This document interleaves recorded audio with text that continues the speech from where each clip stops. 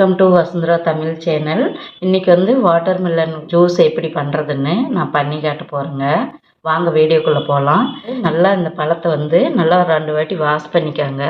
ஏன்னா மேலெல்லாம் ஒரே டெஸ்ட்டாக இருக்கும் இல்லையா. நான் வந்து இதை நல்லா வாஷ் பண்ணிட்டேன். வாஷ் பண்ணிவிட்டு காட்டன் துணி வச்சு நல்லா தொடச்சி எடுத்துகிட்டு வந்திருக்கேன்.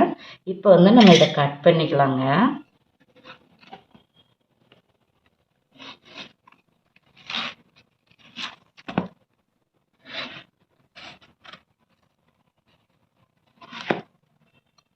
கொஞ்சம் கொஞ்சமாக கட் பண்ணி எடுத்துக்கிடலாம்.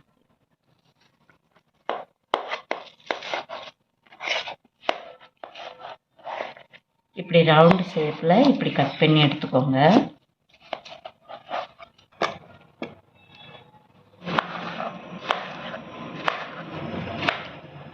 இந்த மாதிரி இப்படி போட்டுக்கோங்க. இந்த மிக்ஸி ஜாரில் போட்டுருங்க. இந்த மாதிரி இப்படி போட்டுருங்க.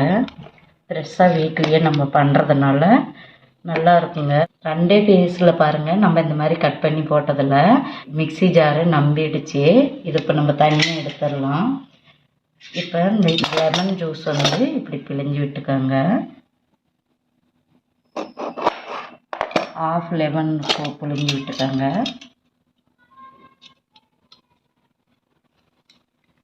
ஃப்ரெஷ்ஷான ஜூஸு நம்ம அரைச்சி எடுத்துக்கலாங்க.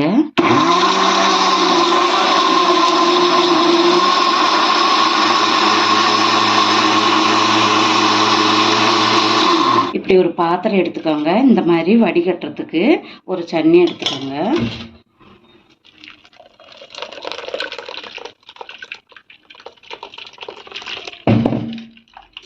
ஒரு ஸ்பூன் வச்சு இந்த மாதிரி பண்ணி விடுங்க. இப்படி இதையும் ஊற்றிடுங்க. இந்த மாதிரி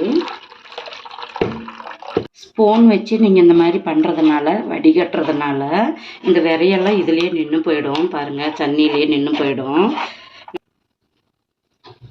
உங்களுக்கு வேணுன்னா பால் வேணுன்னா நீங்கள் பால் சேர்த்துக்கோங்க. நான் வந்து ஃப்ரெஷ்ஷான ஜூஸ் எடுத்திருக்கேன்.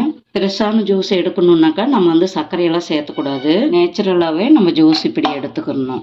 வந்து இப்போ கிளாஸில் ஸ்டோர் பண்ணிக்கலாம்.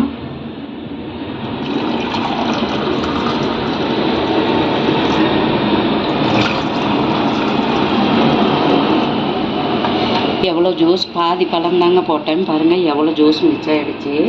இப்போ நம்ம இதில் வந்து ஐஸ் குப் சேர்த்துக்கலாம்.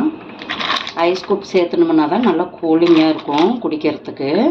குழந்தைங்கலாம் நல்லா விரும்பி குடிப்பாங்க. தர்பூசணி பழம் ஜூஸ் வந்து ரெடி ஆகிடுச்சிங்க. நீங்களும் ட்ரை பண்ணுங்கள். இந்த வெயிலுக்கு ரொம்ப ரொம்ப சூப்பராக இருக்குங்க.